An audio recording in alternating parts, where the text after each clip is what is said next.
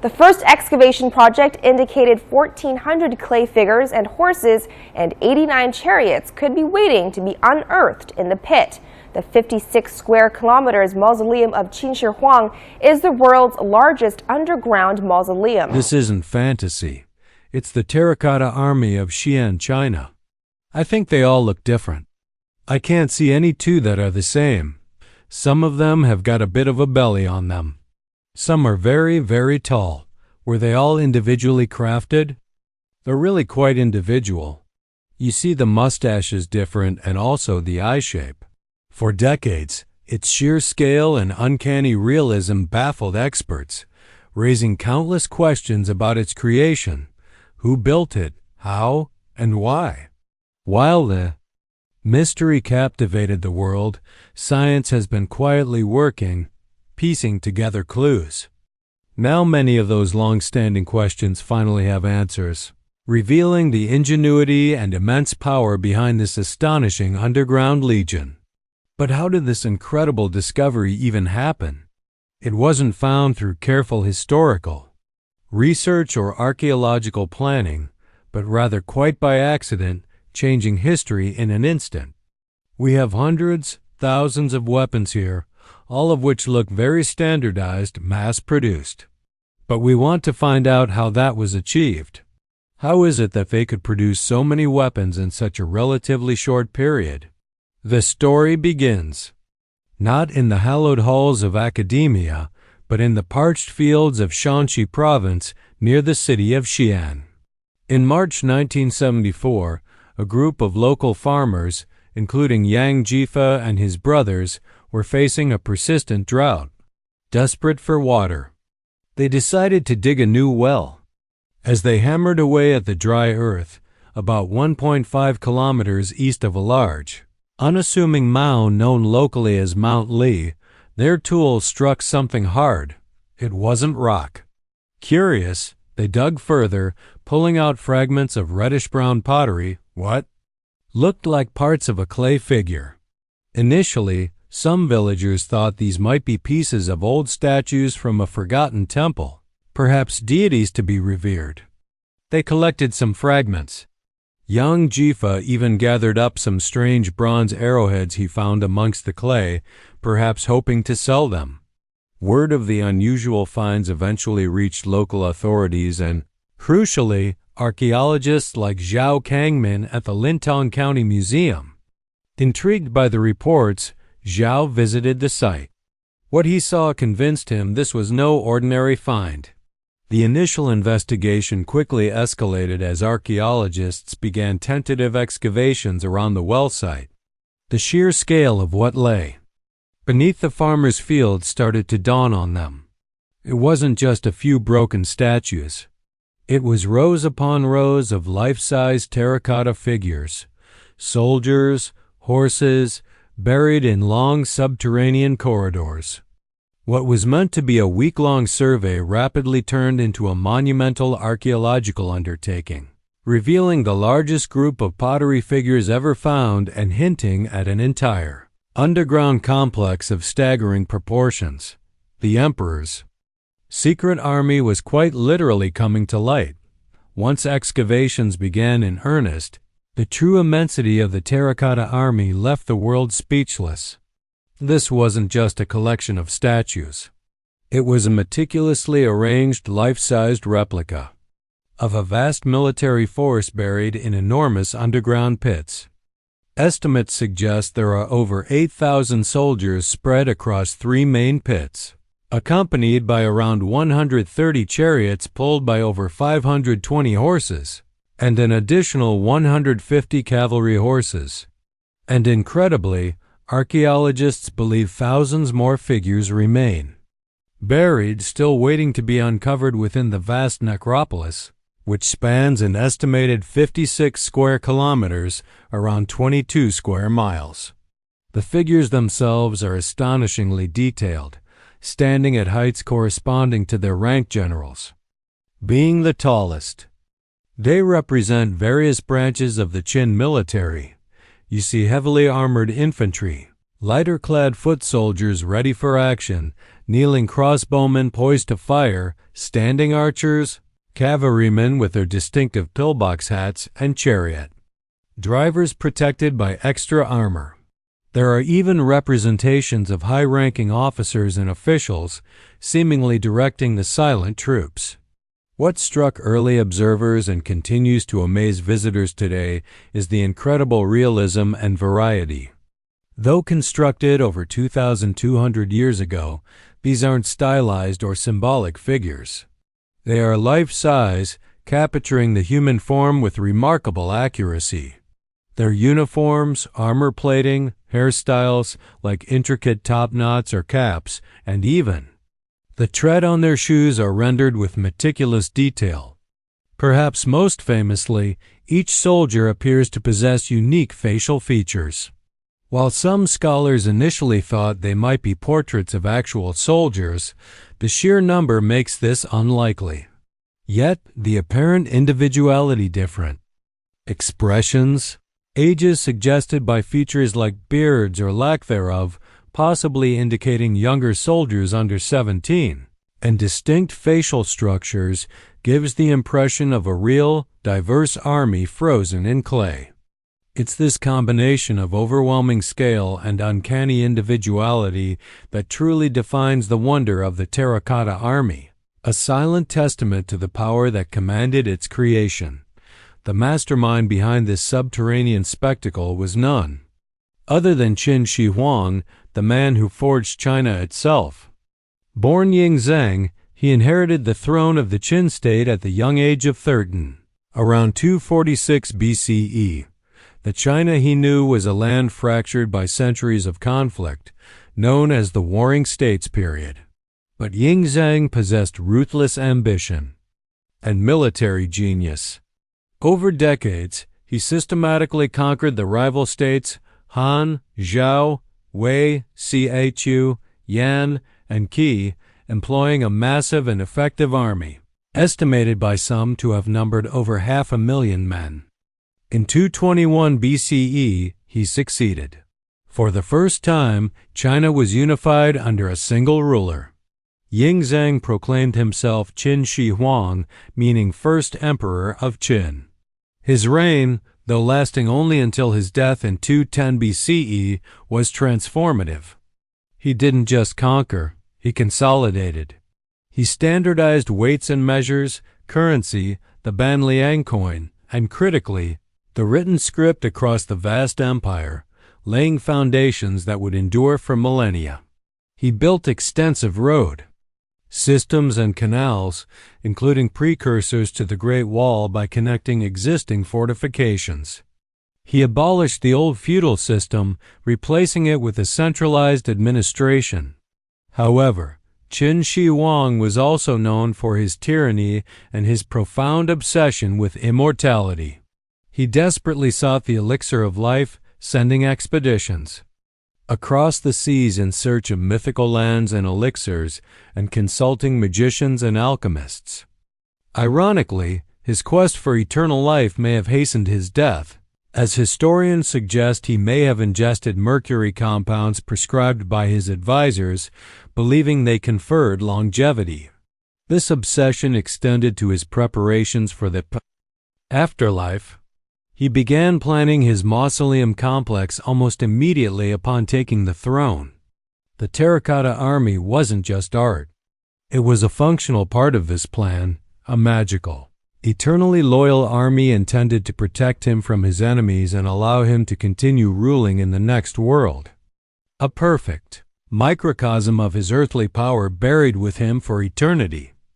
When the sheer scale and detail of the Terracotta Army became clear, archaeologists and historians were confronted with a monumental question: how on earth was this achieved?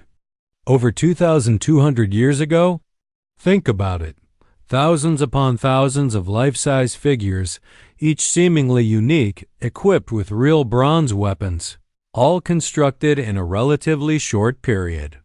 Historical texts suggest the entire mausoleum complex took around 38 years and involved upwards of 700,000 laborers. This presented a fascinating paradox. The apparent individuality of each soldier, particularly their faces and hairstyles, suggested painstaking individual craftsmanship, almost like portraiture.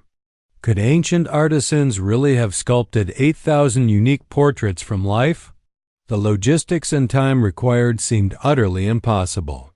On the other hand, the sheer number of figures screamed mass production.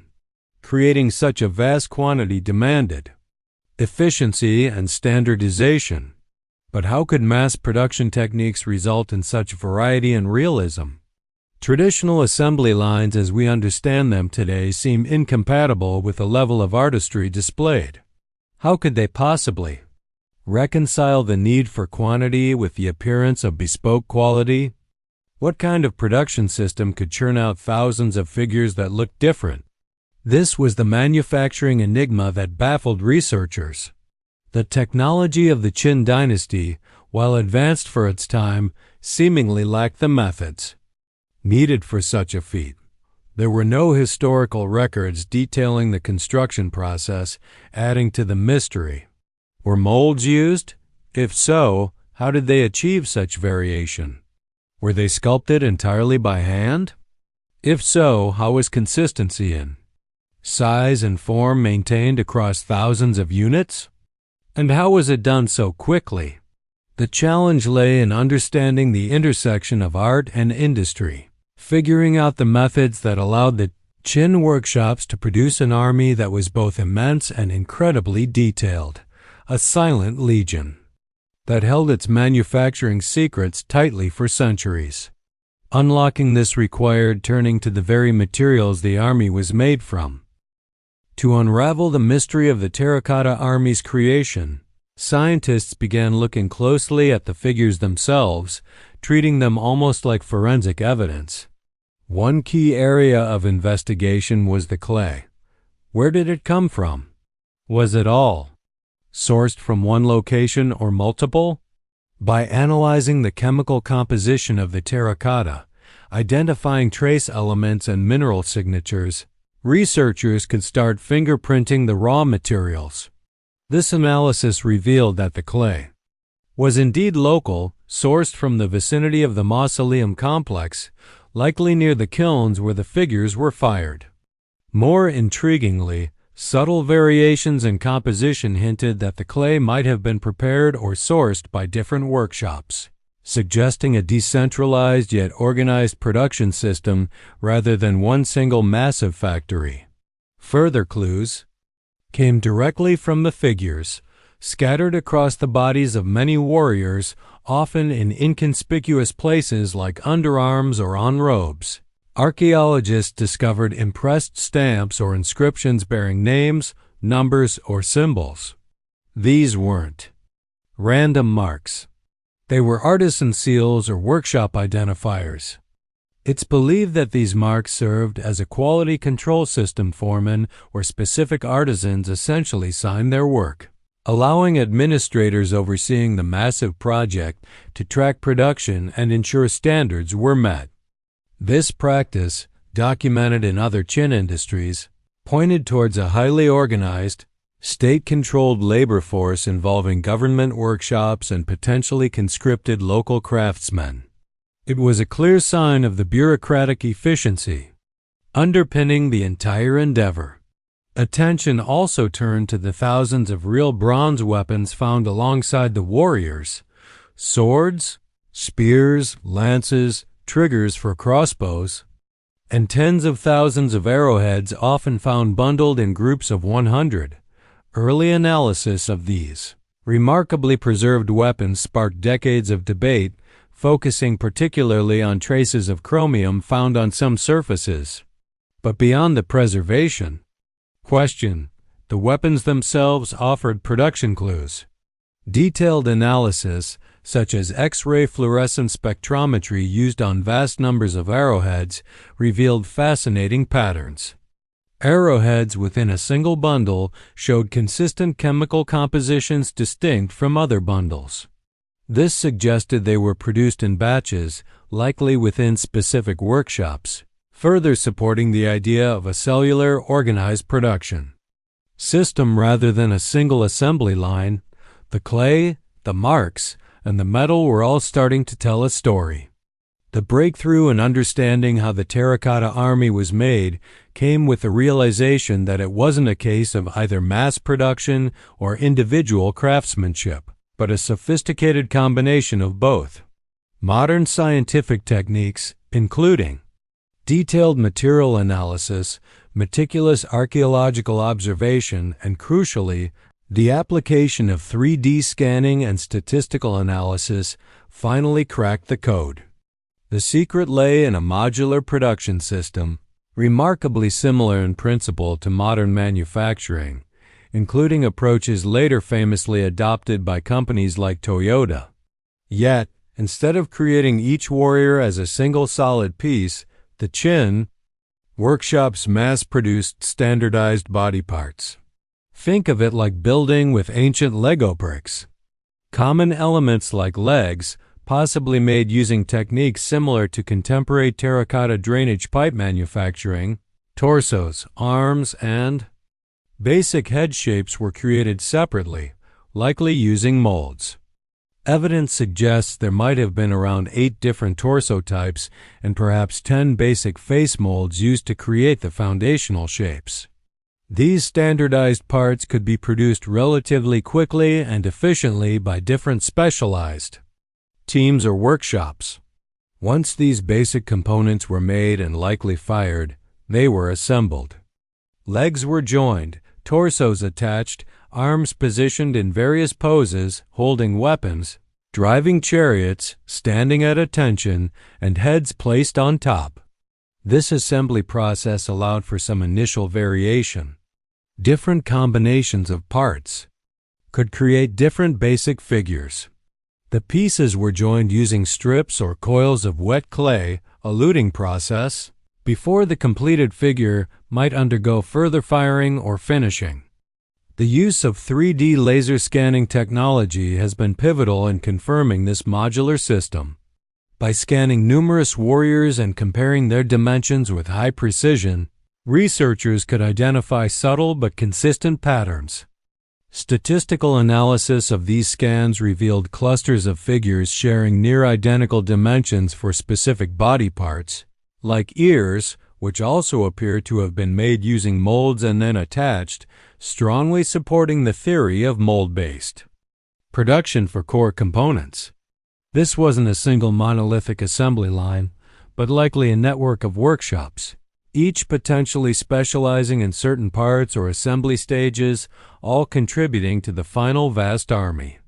This ingenious system allowed the Qin to achieve the necessary scale while providing a foundation upon which individual artistry could flourish. The genius of the terracotta army's production wasn't just in its modular efficiency, but in how it seamlessly integrated mass production with a bespoke artistry. While the body's limbs and basic head shapes might have come from molds, providing a standardized canvas, the final crucial stage was all about hand craftsmanship. This is where the figures truly came alive and gained their striking individuality.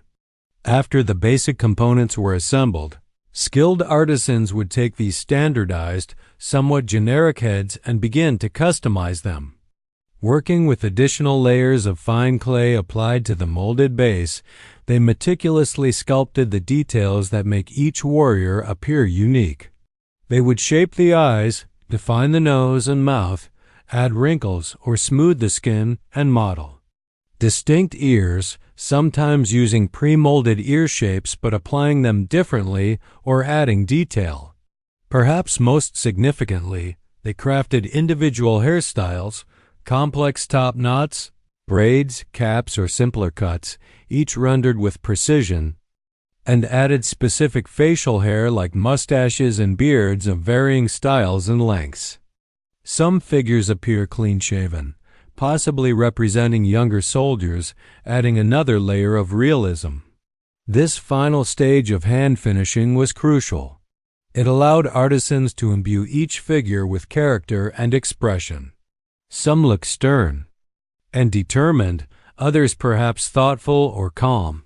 Although likely based on a limited number of basic molds, estimates suggest around 10 core face molds. The subsequent hand modeling created potentially thousands of subtle variations. Think of it like having a basic mannequin head and then sculpting unique features onto it. The underlying structure might be similar, but the final result is distinct. This process highlights the incredible skill of the Qin artisans. They weren't just laborers assembling parts. They were artists capable of rendering lifelike details efficiently and consistently across thousands of figures.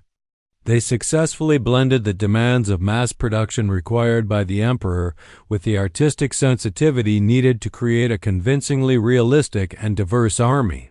The result is a breathtaking illusion, an army of individuals born from foam, a system of standardized parts, transformed by human hands. The warriors' bodies might speak of industry, but their faces speak of artistry. Alongside the terracotta figures, archaeologists unearthed an astonishing arsenal of real bronze weapons. Over 40,000 items have been recovered so far, including swords, daggers, spears, lances, battle axes, crossbow triggers, and vast quantities of arrowheads. What immediately struck researchers was the remarkable state of preservation of many of these weapons.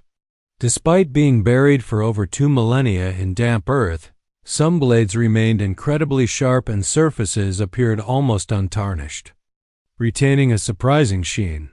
How was this possible? For decades, a captivating theory dominated explanations. The Qin artisans possessed a secret, advanced anti-rust technology involving chromium. Early chemical analyses detected traces of chromium on the surfaces of some weapons.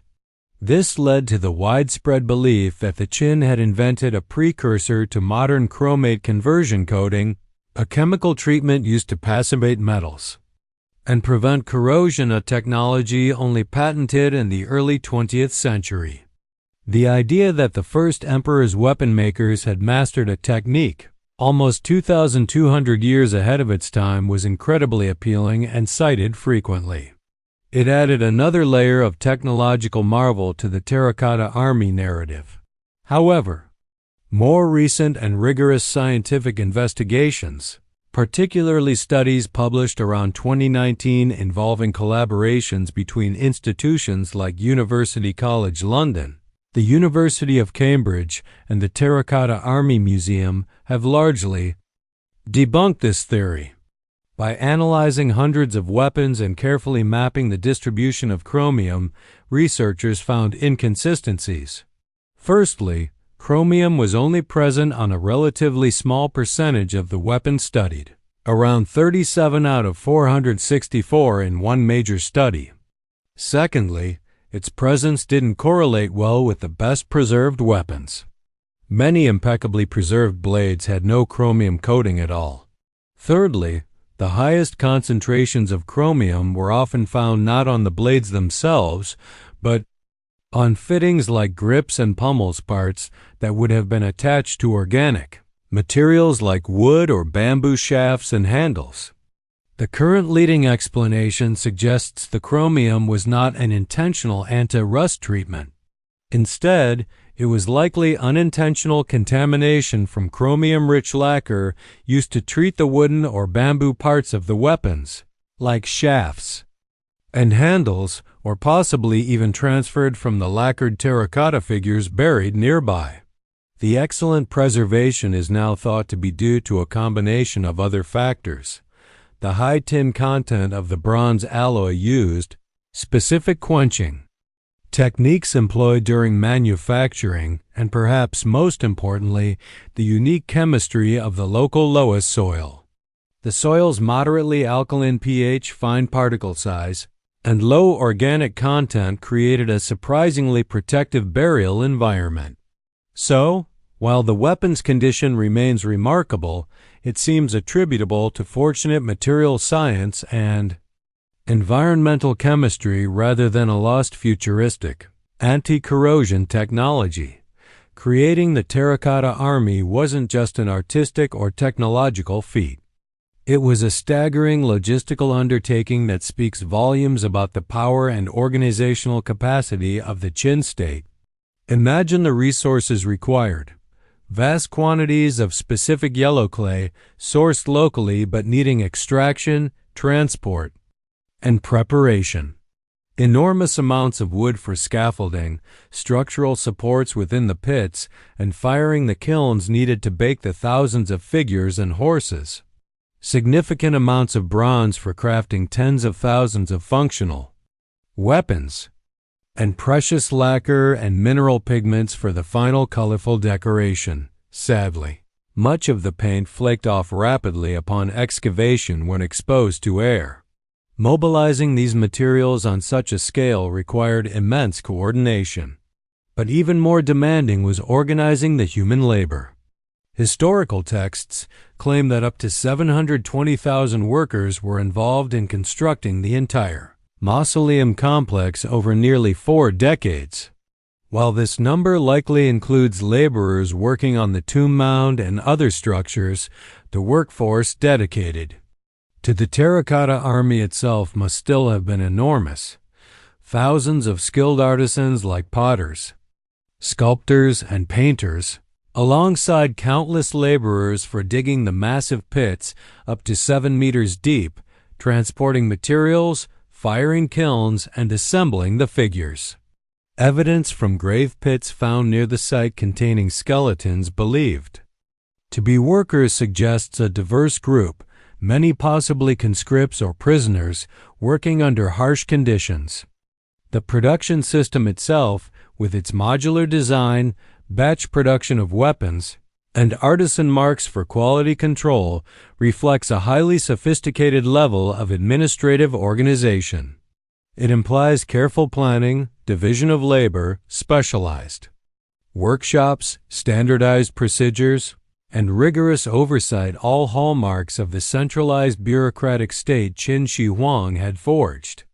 The ability to command such vast resources and coordinate such a complex, multi-stage production process involving potentially hundreds of thousands of people over decades demonstrates the absolute power wielded by the first emperor and the efficiency, however brutal, of his administration.